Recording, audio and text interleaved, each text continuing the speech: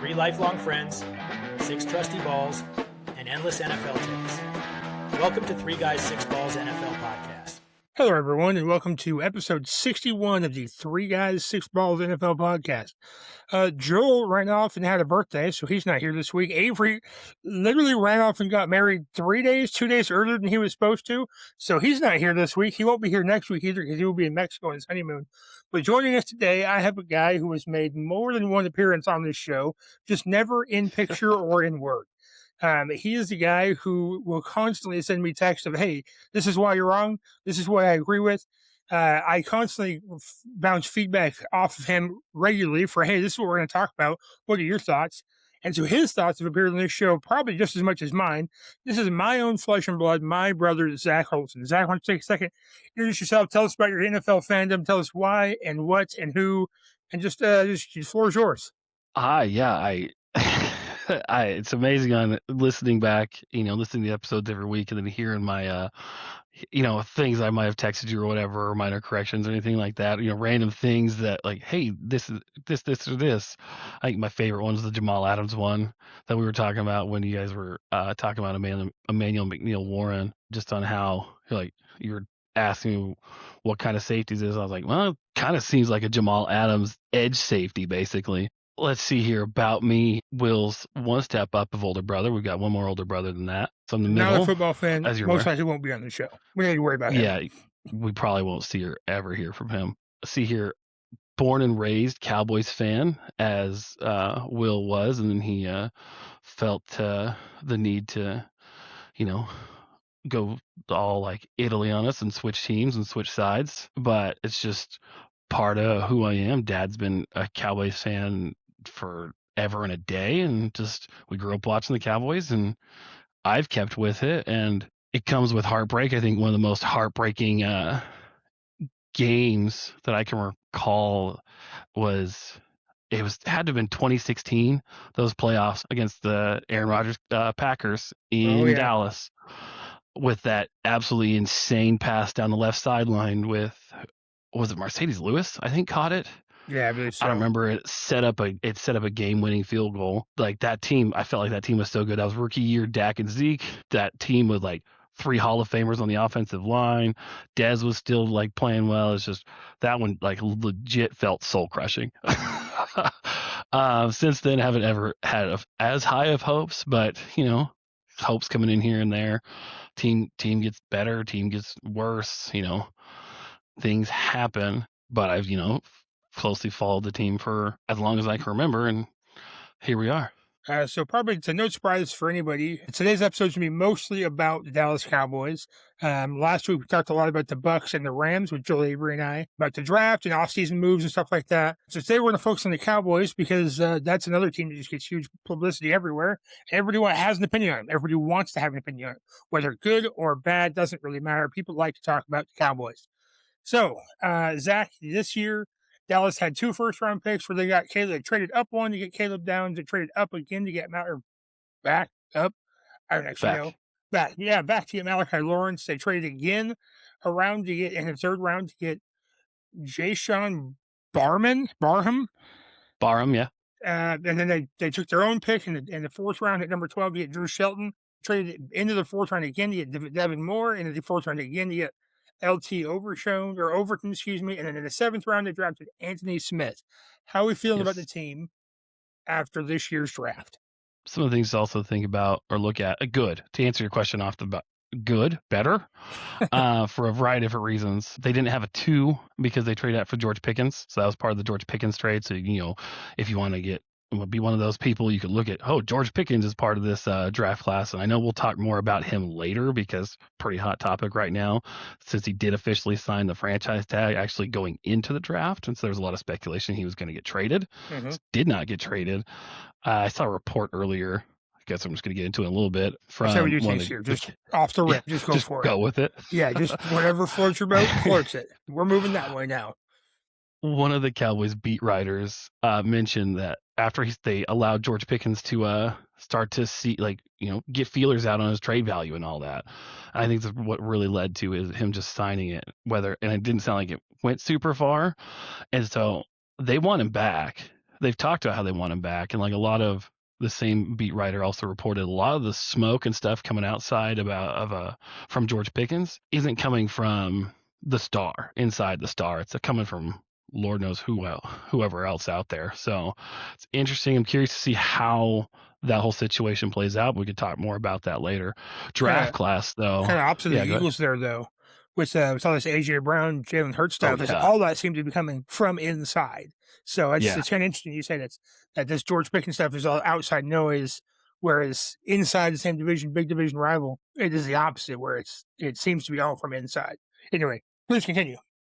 Yeah, that's an interesting situation to monitor. The whole AJ Brown thing. I saw he's probably gonna be a post Q1 trade just for money purposes, right? So you could look at George Pickens as part of this draft class. I am a big fan of the fact of what they did, right? Sure. So Caleb Downs was my player I wanted at 12 when they were 12 the entire time coming into the draft class. I thought there was no way he was making it to 12. I didn't think he had a chance either.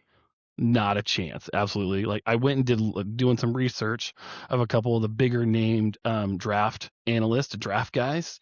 Like a couple of them, Dane Brugler from The Athletic had Caleb ranked at number 5. Well, we had him ranked at number 2. Yeah, you guys had him at 2. DJ from NFL.com had him at number 8. And Todd McShay had him at number 5.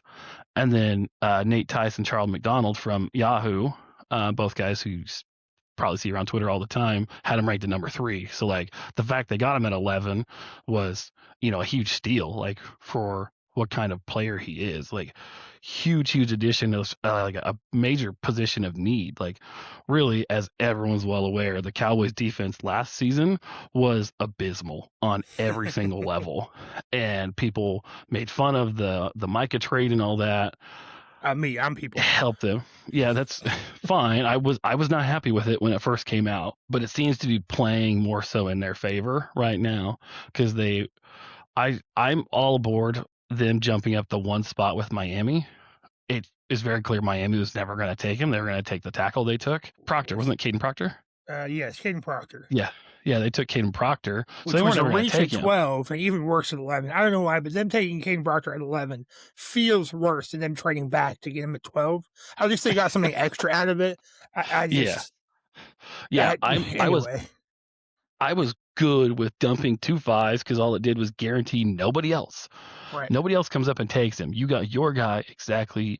You give up 2 5th-round picks, and you get one of the best players in the draft. Like, just the everyone talking about him is like just over the like just incredible. Like there's a reason he was top 5 player on basically everyone's boards. Will McClay is the VP of player personnel for the Cowboys, and he literally called him a football savant. There's a short clip out from this show where he is on talking about him, said we brought him in for a 30 visit, and in that 30 visit he is talking about he was breaking down the Alabama defense from his freshman year. Then he broke down the Ohio State defense from his last 2 years. And then he broke down the Cowboys defense from last year as well, which is just absolutely crazy, and how he fits and what he like all the pieces and everything there. So like absolutely incredible. From draft night, he had Matt Patricia there with him, his defensive coordinator from Ohio State. And they both were all excited that he was coming to Dallas. And there's a video of them talking about the Eagles defense, because Cowboys' new defensive coordinator, Christian Parker, I think he was a secondary coach and all that in Philadelphia. And he's of the Vic Fangio line and all that for defense, which is a very good defense. Eagles have had a very good defense. Their problems haven't been there. And so and everybody rants and raves about how intelligent this new defensive coordinator Christian Parker is. So you're pairing a highly intelligent football savant in Caleb Downs with a highly intelligent, basically same kind of thing, defensive coordinator. Like these two guys are going to be best buds and going to be key pieces into changing this defense. Like had this defense just been average, this Cowboys team would have won 3 or 4 more games easily. Just being average, league middle of the pack. That's all they needed, just because the offense was that good. So really excited. I'm really excited for this Caleb Downs pick, because he's just like really, really good. Like it's not every day you walk in and start as a true freshman in a Nick Saban defense and then transfer a year later when Nick retires to go to Ohio State, be on a national championship team, be the best player on a defense that had 8 players drafted, and then come back and still be the best player on the defense. Doesn't matter that Arvell Reese was like, people can argue that Arvell Reese was the better or Sonny Styles were better. He was like had been the best player, and it doesn't bother me that he didn't do any athletic testing. His brain will overcome a lot of any athletic limitations, but I don't think he has that many actual athletic limitations. Like he returned a couple of punts for touchdowns. Like there's no like real major concerns in my opinion. Yeah, I also really like what Dallas did in the draft. I liked moving up to Caleb Downs. One thing I had kind of questioned, and I kind of sent this to you kind of last minute today, is that 1 week before the draft, their number 21 pick, right? Yeah, 23, excuse me. At pick 23, Yeah. they drafted Malachi Lawrence. Odds dropped from plus 400 down to minus 140 for him to go in the first round. And so either and that's betting gambling books. We don't talk about gambling here, but that's the gambling odds for him to go in the first round. We're plus 400, which is not great, to minus 140, which is almost a guarantee when you're talking about going in the first round specifically. And so for the casual for a casual fan like I am, this seemed a huge reach because I didn't know these odds beforehand. So getting Malachi Lawrence in the first round there felt like a huge reach. When more talked about guys, more recognizable names like Peter Woods, Cedric Fault, TJ Parker, Cassius Howell, and even Zion Young were still on the board at this time. Have you had a chance to look into Lawrence at all? And what is your hope Dallas does with him with their second first round pick they had this year? So before the draft came out, as I was, spending, my days perusing through Twitter or X, whatever you want to call it. I don't know how familiar you are with Chris Long. He's got a podcast, Greenlight podcast. He had Daniel Jeremiah on, and they're talking about picks and whatnot. And this video comes across. He's like, DJ goes, I'm really tempted to put Malachi Lawrence at 20 to the Cowboys, 20 at that time before they traded. And Chris goes, do it. Like Chris, I think he was number 2 overall in his draft class as a defensive end out of Virginia. And this guy, 2-time Super Bowl champion, played in the league for a number of years. I don't know how long he played. It's this guy knows the position. And he was talking about how Malachi Lawrence is one of his favorite rushers, in the draft, just talking about his bend, how his read and reaction, he's got a bunch of different tools in his tool bag to rush the passer, and how his upside is very high and through the roof. And so I imagine those kind of things coming out, more people talking about, I think it was just more people talking about him is really what led to the flip. And DJ has a lot of sources, a lot of these draft guys have a lot of sources across the league and different teams and all that, and stuff gets back to Vegas, which is why odds and stuff flip as more publicity and all comes out and more, intel is popping out. And I'm sure he had a source that was talking about how, this is somebody who's, probably going to be picked here, which is why he wanted to put him there. And, he just felt good. And lo and behold, the Cowboys dropped back 3 spots, flipped with Philadelphia, which it's always funny to me when you trade within division especially against heated rivals. Flipped to Philadelphia, but in return they got 2 4th-round picks back from Philly. So that was a huge win in my opinion there. They gave up the 5s to get to go up to 11 and get 2 4s back to go down. I think it was 2 4s to go back to into the 4th round. Yeah. But Lawrence though, I think he's gonna be really good. All right. A number of different, I follow a bunch of different draft people. I follow the draft closely for years and years now. And it's one of my favorite times of year, all the different prospects. I love college football, as you're well aware. And so it's fun to see the transition and how, everybody gets viewed and talked about, throughout the whole process. But Malachi Lawrence, he runs a 4.52 40-yard dash. That's quick. He's a big man too. Yeah. Yeah, 6'4", 253 pounds. Yeah. I think he's just shy of 6'5". That's moving. A 1.59 10-yard split. Anything under 1.6 is really, really good. It's elite. So the fact he's under that is elite. Chris talked about how initially he'll be more of a DPR, a designated pass rusher in the beginning, because his run defense isn't great, but it's opportunity to grow. And so this is while he averaged, I looked him up across those guys I mentioned earlier with with Caleb Downs. Brugler had him at 36, DJ had him at 40, McShay had him at 43 on their overall rankings. Not having a second round pick, you got to kind of make decisions there. But this guy's upside is significant comparatively to what where he was actually picked. So it's an upside pick, and it's a lot like Christian Parker's influence had a lot. He had a lot of influence throughout the entire draft, as you see. Every pick but 2, like 5 of the 7 picks are defense, and specific types of players that he wants to fit into his scheme and his defense. So I'm excited for it. I didn't have a problem with him going, just given how everyone talked about him. And so it gets me excited from a fan perspective. Like, these guys who really know what they're talking about are excited. All the more reason for me to get excited and the potential that's there. So at pick 11 or 12, I guess, as it was, and pick 20 or 23 as it was, or as it is, I guess, is there any different decisions you would make with how the board laid out? Now, it feels like pick 11, it feels like you're kind of set in there. This was the right move. I feel like everyone kind of agrees that even moving up one spot, getting Caleb Downs at 11 rather than 12, just to make that for sure, this is our guy, this is our pick thing, that feels like the right move. But at 20 and then 23, is there a different choice that you would have rather seen Dallas make? Not really, given the players who followed 23. Like, you could make an argument for Messidor, but I don't know if that's the kind of body type. Also, age is a thing there with Hakeem Messidor, right? Because he went at 22 just before, so like they really forfeited the right to draft him by dropping back to 23. Sure. You could have made an argument for Mekhi Lemon, depending on the George Pickens situation and all that, who Philly took. And they which had I know not, they had not yet signed Valdez Scantling at that point, or had they? No, that was recent, like within the last couple days, right? That was April 27th. They did that, so no, they had not yet done that. Okay, I thought it was more recent than that, but yeah, the draft was over. I mean, that was a week ago, so that was last Monday. Yeah, pretty recent. Well, yeah, I don't know. I lose track of time all the time, so I don't. I'm okay with it. Like maybe.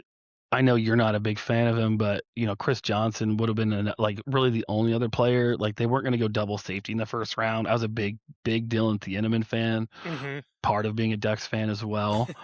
But he's just a really, really good player. But you're not going to go 2 safeties plus signing the safety in the offseason and all that. And so that ship had sailed there. So like, you could make the argument for Chris Johnson, but edge was just as big of a need. And so I don't think I would have changed I wouldn't have changed their first 2 picks there. I'm just looking at the overall draft board there, and I'm good with both of them. Even though Lawrence is a bit of a reach, it's the upside that really makes it easier to stomach, so to say. Sure. I've been asked a lot about Rams taking Ty Simpson at 13, and what would you rather have done? And I have constantly said nothing. I love the pick. I'm very high on that pick. I've said multiple times in this show that how much in love with this pick I am. It's hard to see as a fan of a team that you want them to win immediately. Yeah, you want them to win right now, but you also want them to keep winning forever. And so they have to do this kind of stuff with the Malachi Lawrence. Yep, got it, question 1. But the Malachi Lawrence stuff, maybe he doesn't have a great effect right now, but in 2 or 3 years, he'll be your starting defensive end, and he's going to be the guy that carries you for the next 7 years after that. And so it might not be the flashy move that you wanted your team to make, but hey, this isn't just for right now. This is for long term. So yeah, and their edges were also older players as well, so they need to get younger. Like, I imagine at one point, they've talked about wanting to bring back Jadeveon Clowney, but like, Clowney's been in the league for a while. He's getting a little long in the tooth. He played really well last season. Dante Fowler also played more white. I could. If you really want me to, I got a couple zingers for you. These are both players that have been around for a hot minute. And so it's like they need to get younger. They drafted Donovan Ezeraku last season. I think they're going to put a little bit of weight on him this year because like he played defensive end or edge at like mid 220s is what he said, which is like pretty light. We'll see. He's going to be more like a boundary guy. like for on the defense, like rushing from the boundary side versus the short side of the field. They got a lot in front of them, and I don't know. I guess we'll see. We'll see. To be determined on a lot of things right now, just with how rough the defense was and all that. Yeah, absolutely. So you kind of mentioned some offseason pickups with safeties and whatnot. You got Jalen Thompson in from Arizona. Hmm. You got Kobe Durant in from the Rams. You drafted Caleb Downs. I mean, I could go through a bunch more. Traded for Sean Gary over the offseason. Valdez Scantlin, some other depth as well. I don't go through every single piece. How are you feeling about the team right now in the offseason, moving into the 2026 NFL season? Not just the draft, but like the whole team. Right. Yeah, I'm gonna say cautiously optimistic. Sure. They didn't lose hardly anything on offense. Like they lost wide receiver 3 or 4 with Jalen Tolbert. They had a number of guys that could rotate in and fill that same exact spot. So it's not like a huge loss there. And with all the focus and attention that they put on fixing the defense, that's where the optimism comes in. But, countless times, as being a Cowboys fan is, you get a little too optimistic and this team would just reach out and just crush your heart.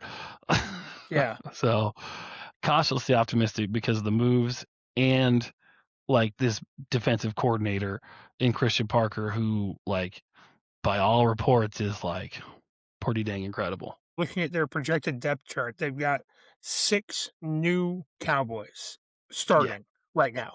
Now it's just projected, right? We're only in the rookie offseason mini camps right now. We're not in the actual training camps, we're not into anything like that.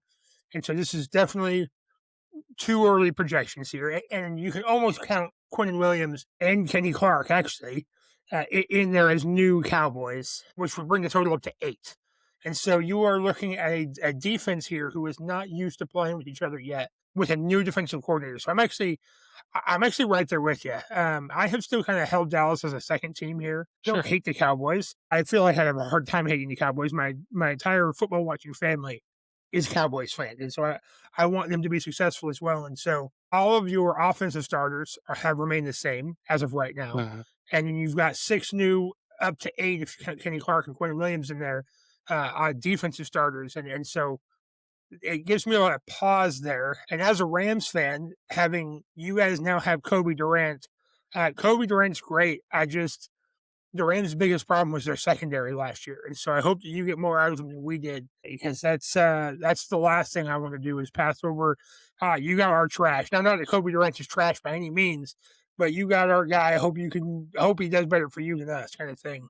Well, I wonder how much it's like with Kobe Durant was they were asking a lot out of him versus what they had available, and he won't be asked to do as much in Dallas because like Deron Bland can focus on playing on the outside instead of playing all over the place, because like the secondary had issues and like injuries as well, so it was like just like he was kind of moved all over and wasn't able to really settle down. Right.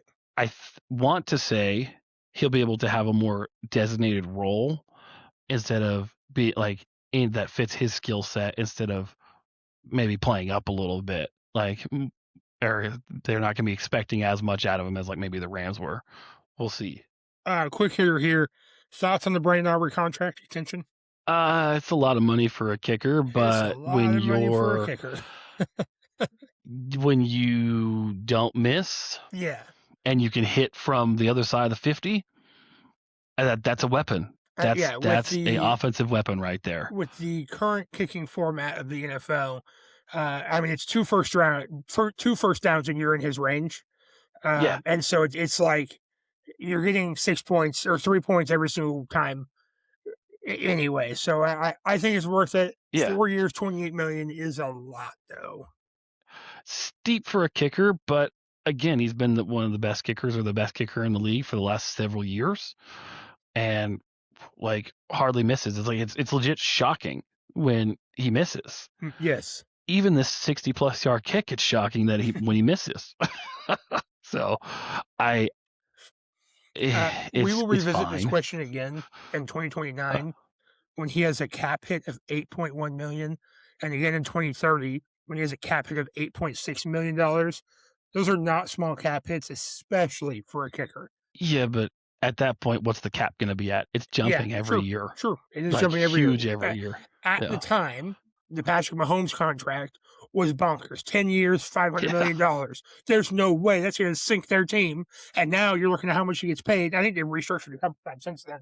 But at the time, I think just once. or maybe it's just once, but now you're looking at it's like, oh, that's actually a really good contract for the team for Mahomes. Like they're not paying Yeah. him as much as we all thought they were. So And that goes into the pay your quarterbacks as early as possible. Like make them the highest paid player, no big deal. Like don't sit on that extension. Don't sit on that, which then we could like talk Philadelphia. about. Yeah. Or like talk about Dallas's issues with extending some of these players. Is like they sit on it, take forever, have problems. Like just bite the bullet, sign it, like get the deal done. Because then guess what? In a year or two, they've gone from number 1 to number 5 or 6. Because the next guy up gets paid more, next guy up gets paid more, and the cap just keeps going up. And it's like, okay, it's not as hard of a pill to swallow with paying this guy this much money. Sure, it's the most important position in the field, but like you just do it. Quit sitting on your hands. I don't disagree. So preseason power rankings came out. I don't know if you had a chance to look at those yet. Depending on where you look, I've seen Dallas ranked from 16 all the way down to 20. And so how do you feel about these preseason power rankings? Do you feel like they're accurate? And with that, will you follow into what is your, as of right now in May, what is your end of season outlook for Dallas? What is your hopes? What is your aspirations? What do you think is realistic? And what is your hopium and what is your copium here? To use some internet words. Hopium, I know, at their finest. Hopium is winning the division. It's within reach. Like they had a legit shot actually to win the division, even with an absolutely atrocious, disgusting abomination of a defense that they had. They were starting to pick up steam, and then they were just absolutely let down. Just needed a couple players to, need the defense to not have the wheels fall off even worse than it did. And here we are. So hopium is winning the division in a playoff game or two. Like the offense can do a ton of damage. They just need a little bit of help. And like they're not far away. I'm not saying they're looking to win the Super Bowl or able to win the Super Bowl. Like sure, anyone can win the Super Bowl this next year. But hopium is absolute upside conference title game, which is just you win the division, 2 playoff wins. Like, is that crazy to say to be there? No. Like, above average defense with all these new pieces, new coach, with the offense remaining like getting more or maintaining familiarity and even getting better, which is wild to say, but like can put them right in that position. Copium is, I mean, we're in the window of every 4-year cycle where the Dallas Cowboys quarterback gets hurt and then derails the season. Every presidential cycle, the starting quarterback gets hurt, and then the season goes in the pits. We're in between those cycles right now, so I don't know. They'll miss the playoffs, but probably like down bottom side is mid tier, like very mediocre. I don't see them being absolutely abysmal, but just the potential's there, and then just not realizing the potential, and then just kind of just falling short is the copium part. I think that this year, even more than last year, the NFC is a bit more open. Like for the taking, like the whole NFC. I don't think the Seahawks are going to be back the same way. I think the Rams are going to be good, but I don't know if they're going to be as good this year. Hopefully better, in my opinion, but that's a fandom thing.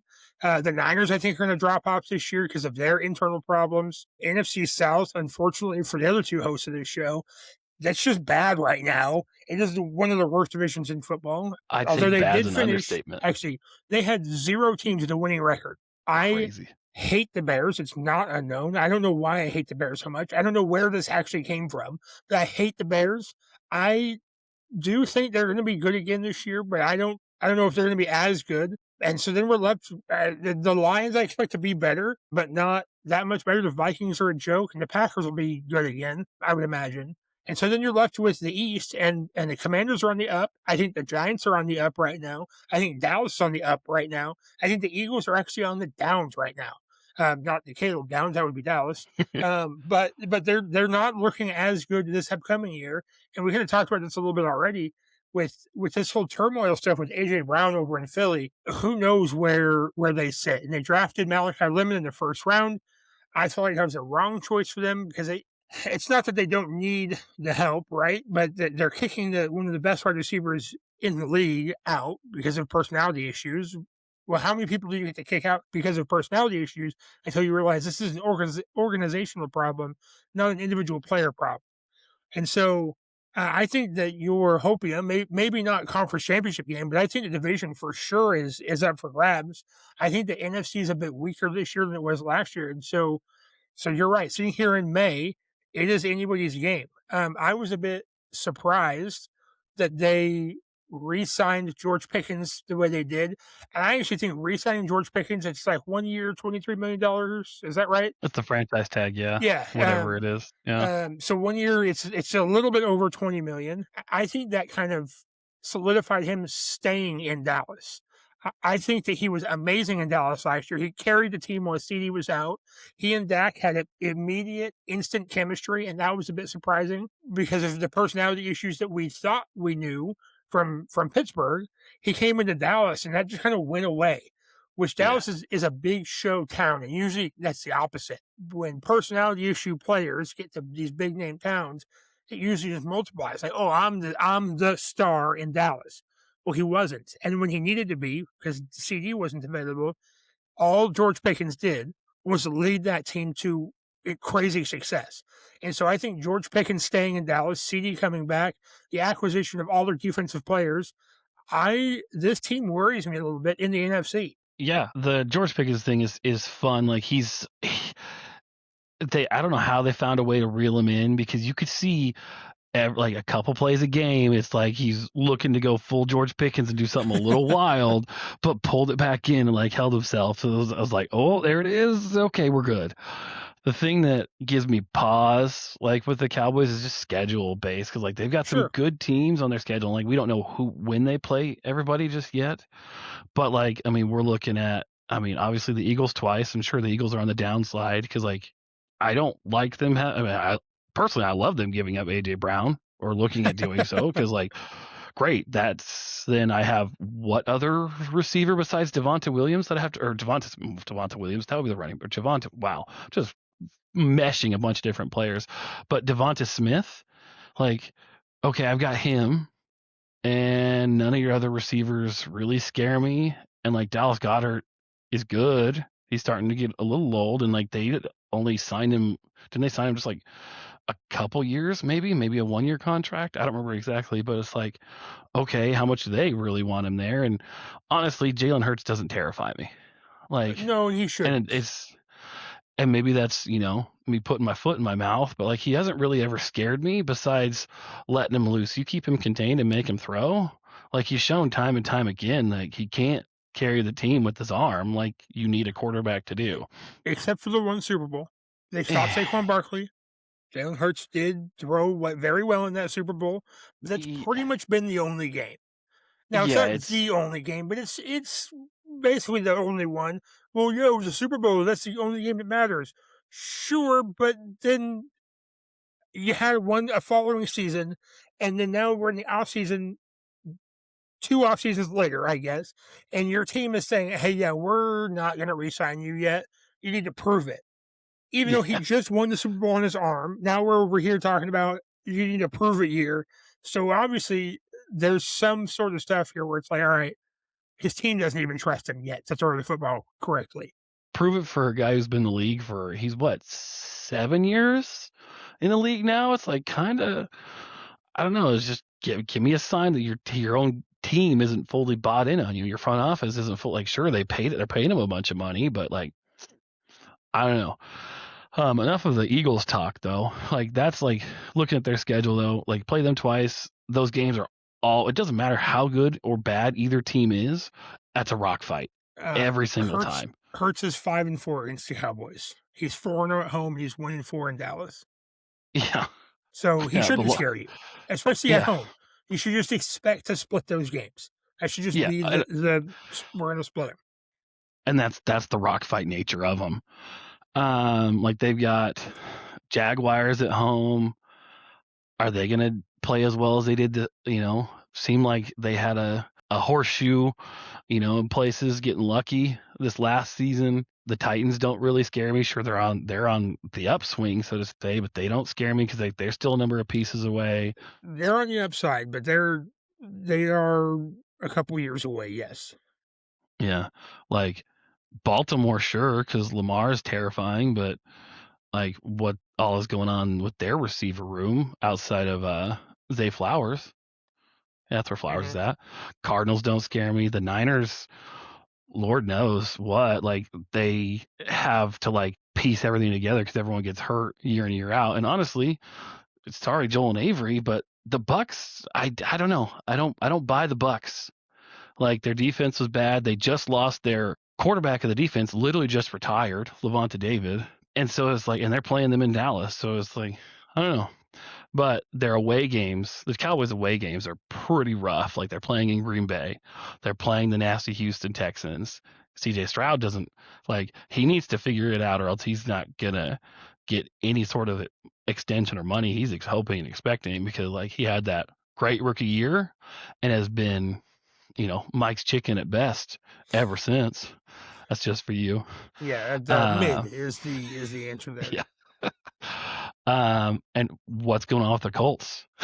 So like they play in Indianapolis and then Seattle and Los Angeles against the Rams. Like they've got some nasty away games. Splitting those, like if they were to go 3-3 in those 6 games against like the Eagles, Packers, Texans, Colts, Seahawks, and Rams, like I'd be good with it. Because then their home games, like that really sets them up to have a favorable record overall. So looking to be good and have a positive outlook there and what we can do, but what they can do. I'm not playing, but we'll see. You kind of mentioned this earlier, but inside of the NFC East, which team would you say is your biggest heated rivalry? Biggest hated rivalry? Oh, it's Philly. I said heated. A heated? Oh, like the gay hockey all guys. the same. Like the what? The gay hockeymen. Are you unaware of heated rivalry? Yeah, I got nothing. Oh man! All right, so this is what I want you to do: is turn Google Safe Search off, go to heated rivalry, and just gaze upon butts on butts. Oh, there we go. Have you really never heard of heated rivalry? No, I honestly haven't. All right, well, let's talk. You said heated rivalry earlier, and I thought you were making the gay hockey show reference. Not even a little bit, huh? No, not even once. Just go ahead and get that quick Google search on my work computer. No yeah, that seems bold. It's Philly, though. To answer your question, though. Anyway, Philly. That makes sense to me. That was Philly, easy. Because, like, Dak officially has one loss to the Giants, and that's this last season. When like, as a starter, he has one loss. He was, like, 14-0 against them. And that's this last season when they were, like, they pulled him and they were tanking the game. Like, yeah, it was their season finale. So, like, he has one loss, so the Giants don't scare me. Plus, like, sure, John Harbaugh's coming in, and they're changing things, and they had a good draft. Yeah, they better have had a good draft, having 2 top 10 picks and picking at the high end of every round. And the Commanders, we saw similar to CJ Stroud with Jaden Daniels, excuse me. I'm having a hard time with names today. Welcome to my life, buddy. It runs in the family. Yeah, Jaden Daniels, great rookie season, cannot stay healthy. Like, got just the snot beat out of him last season. And so, and that was one of the biggest fears and concerns with him coming in, was how skinny he was and how like sure, he's tall enough, but like he's not a lot of meat on those bones. And so, and he took a beating this last season and he paid for it, and they paid for it. That's why they picked at number 7. We'll see. Like those 2 teams I'm not terribly concerned about, because Dallas has always played pretty well against them lately. But it's Philadelphia, just because their fans are absolutely just awful people in Philadelphia there, like just fan wise. just fan wise, they're just gross.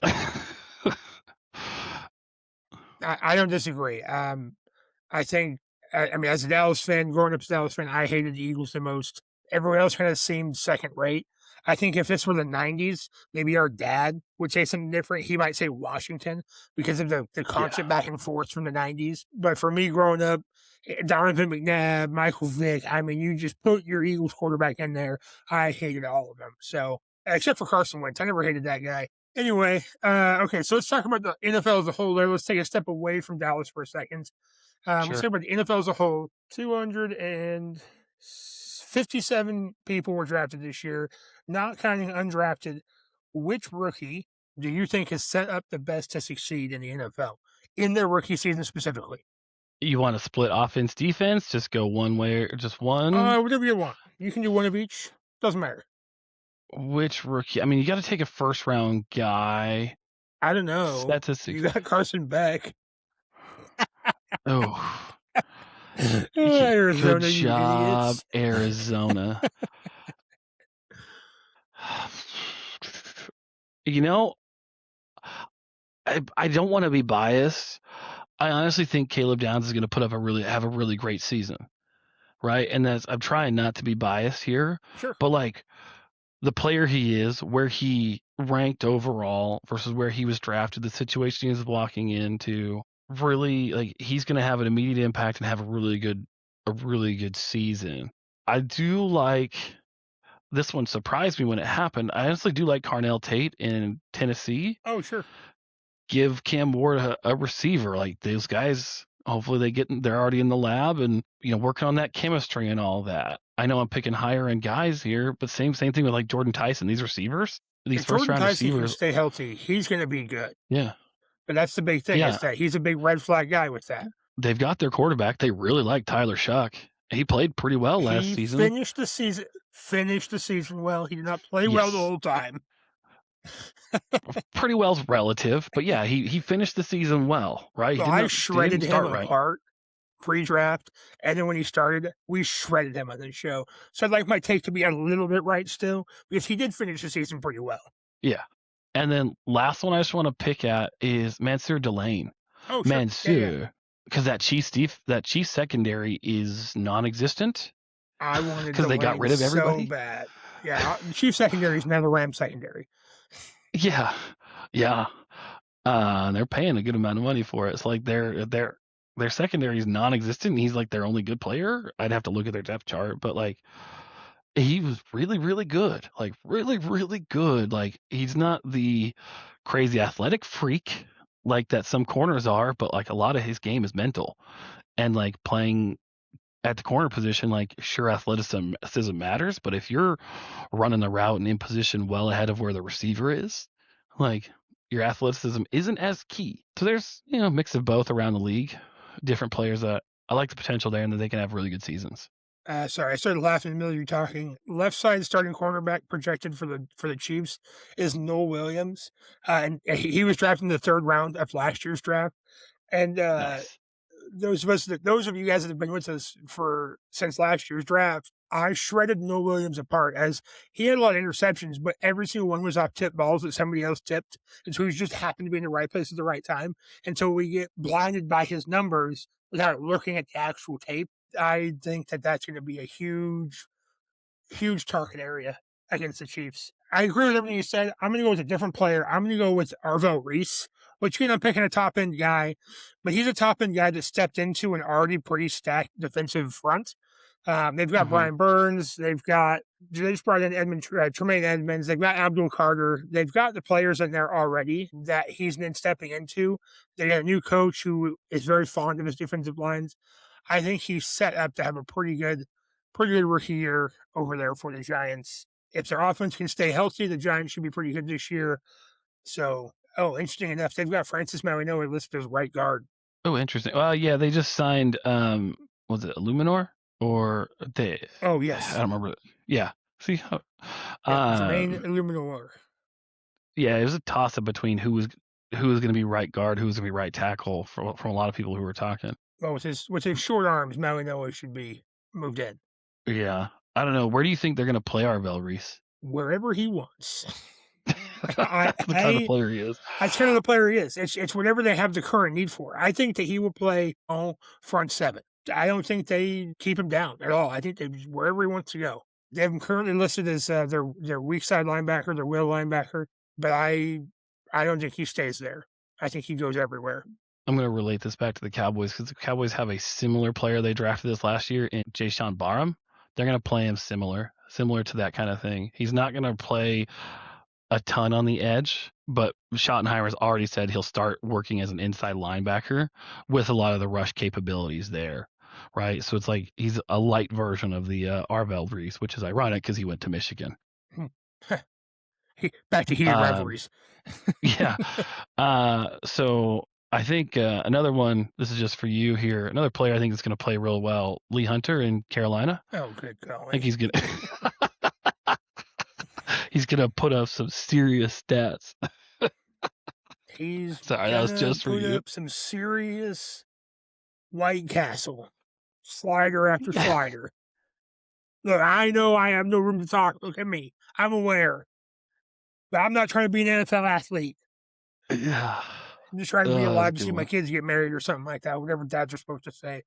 Anyway, Dallas made a significant amount of free agency additions, bringing in backup quarterback, secondary help, defensive line help, offensive line help. They brought back Javonte Williams. They brought back George Pickens. They brought back TJ Bass in the offensive line. Brandon Aubrey, they re-signed him. Jerry Jones is always in the media for one reason or another. That's the way Jerry likes it. He likes to talk a big game. Do you think Jerry has done enough this offseason to kind of back up? Now, I have no specific quotes, but he's constantly talking. And even last year before the draft, before the Micah trade, it was, just wait, we've got more moves coming, or we're going to do something. And then they did nothing. And then later the Micah trade happened. It's like, oh, is this what you were talking about? And so do you think Jerry's done enough this offseason to kind of temper the haters a bit, or do you think there's something else that he should do? And then if you could make any choice moves, if you could just reach your hand out and say Dallas gets this player now, or they make this move now with their available free agents, what would you do? And what is your outlook on Jerry Jones currently? I'm sure Jerry loves the attention. He loves talking because it puts the attention on him. That's just who he is. He's a businessman because the more eyes on him, more reactions, more engagement, more money, right? That's who he is. Yeah, absolutely. Like that's part of that's why the Cowboys are always in the media. He wants them in the media first off because then it drives revenue, drives money, and he's a big businessman. So what big businessman doesn't love money? I do feel like they've backed up a lot of their talk this offseason, though, because they went out and they missed a couple of things. I know they were really after, the name's slipping me, the Eagles linebacker who went to Vegas, played at Georgia. And this is usually on the pod when I'm listening. I'm shouting the name while I'm driving or whatever. Oh my gosh, this is great radio here for everybody. Yeah, signed him, played in Georgia. Nakobe Dean? Nakobe Dean was the correct name, yes. Goodness gracious. All it took was Googling it specifically. Googling the specific question. Who was this guy? I'm generally driving and shouting the names when in that instance. They wanted Nakobe Dean, first off, familiarity with Christian Parker, and helping be that, the middle of the defense, the green dot, the leader and all that, which, Caleb Downs is also going to kind of play that same kind of role. So they missed there. They missed on some of these trade opportunities for linebackers, even though they did trade for one in the middle of the draft. But overall, all in all, I feel like they have backed up a lot of their talk. And I don't think, given stuff I've read, I don't think Jerry's doing as much of the driving with deals and stuff. That comes a lot from Stephen Jones and his son. He's starting to pass things off because Jerry is no spring chicken. What, 88 years old now? Old. I don't know. Couldn't tell you. He's just old. And so Steven's doing a lot of the things and driving things there, which I think is, he's maybe playing a little too tough on some of these contract things because we saw the Dak stuff, last year, 2 years ago, right? With that extension, Micah, CD, all these big players they want to keep and they're paying more for because they're playing a little too hard, so to say. Instead of just pay it, cap goes up every year, you'll be fine. But draft wise, I feel like they backed up everything they were looking for and what they needed.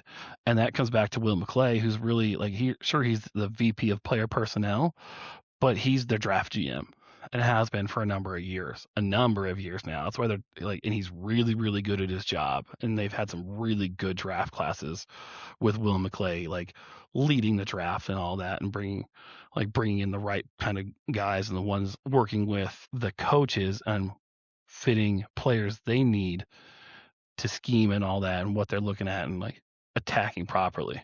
Any offseason free agents that you are hoping Dallas signs, or are you good with the team the way it sits, or any trades you would like them to make? Anybody you want off the team? Anything like that? No, it's hard to tell because like we haven't fully seen. It's hard to tell exactly how things are going to be, and I'm not super huge on the exact X's and O's. So I couldn't break down Christian Parker's defense for you and what he's looking for, but it's things that I've read.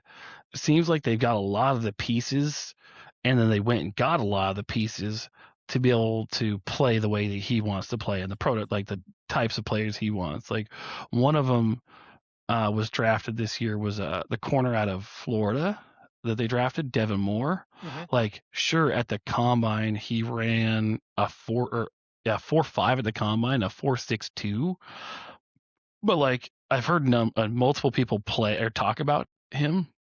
That's not the kind of athlete he actually is. Like note from Dane is like he's injury prone and has been injury prone, and like he got hurt at the end of the season, a kid groin surgery in December, right? So then that takes away a lot of time. Like you got recovery time, training time. Combine is in February, and he had surgery a couple months earlier. So like I don't know. I don't fully think that's a solid number for him. At the combine? Yeah. So wait, I'm sorry. He had surgery when? Split December 2025. And then participated in the combine in March? Into February? End of February 2026. So you might say it's actually reasonable to have surgery and still participate in the combine a few months later. So like maybe knee surgery. Jamad, maybe knee surgery 14 months before the combine isn't actually a reason to not participate in the combine.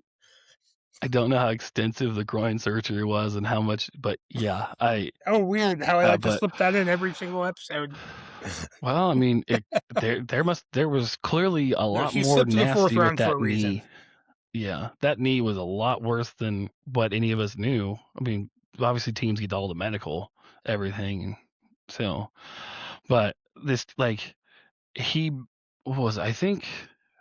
One of the mini draft pods I listened to was talking about this player and how it's actually one of their favorite picks in day 3.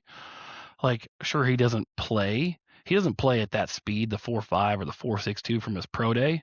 Like, I want to say, like, he's got tape of him running with Deshaun Stribling, I think is the guy's name, that went to San Francisco. Second round pick 1. Who was fast. Yeah, I'm trying to pull it up real quick. Like, he's fast. Stribling, I cannot find it. Here we go. Yeah, his 40 time 4.36, and like he was turning and run with him just fine. Like that's not a 4.5 athlete. That's not a 4.6 athlete. So like injury, obviously, or surgery and recovery plays a play in there. And still, I commend him for going out and still trying to test. So like, there's a lot of shows mental toughness. Yeah, absolutely. It's like there's a lot of good things for them, and I really think they have. Circling all the way back to the question, have been able to back up a lot of their talk and their goals on this off season. Okay. Any final thoughts? Anything additional you want to add here before we cut bait? No, I mean we've hit like everything. I'm looking at some of my notes and things. Oh, did you see? So yesterday, DraftKings put out a tweet, not a sponsor. Throw that out there. Of the top 10 best-selling NFL rookie jerseys so far. I saw. Did you see that? I saw that both Dallas rookies are in the top 10. I don't know where they're at, but well, yeah, they only put out the top 10. The top 10 best-selling rookie jerseys. Number 1 is Caleb Downs. Number 2 is Jacob Rodriguez, which I thought was hilarious. Number 3 is Malachi Lawrence. So 1 and 3 for rookie jersey sales. Number 4 blew me away. Any guess on number 4? And I laughed at it. Lee Hunter. No, I'm just kidding. There's no way. No. How about Drew Aller? Really? I don't even know who. Kid you not. Pittsburgh? He got drafted in Pittsburgh in round 3. Yeah. and the number 1 overall pick was number 5 on this. Quarterback, going to be leading the team, 5th on the sales. I'd be interested jersey to see sales. Kirk Cousins' jersey sales compared to Fernando Mendoza. Yeah. Because Cousins is the projected starter right now. Right. They should sit him. Why not? It's not going to hurt him. They said that. They want to sit him for the first year. It's not going to hurt him. And Weird they're still going to be bad. It's okay for the Raiders to sit Mendoza at number 1, but it's not okay for the Rams to sit Ty Simpson at pick 13. You know what? I don't make these decisions. I just sit here and yap into a microphone. And podcast equipment needs to be more expensive, but weird how it's okay for one team to spend at least twice as much money to sit a guy for a year. No, it's fine though. Yeah, I don't know. I thought the Ty Simpson pick was fine. I didn't have any problem with it because it's clearly a future pick. And Stafford is got maybe 2 years. Maybe 2 years. I'm thinking this is it for him. I'm thinking heartbreak loss in the NFC Championship game again this year. Maybe the Dallas. Who knows? I just. It's a little wild. I don't know.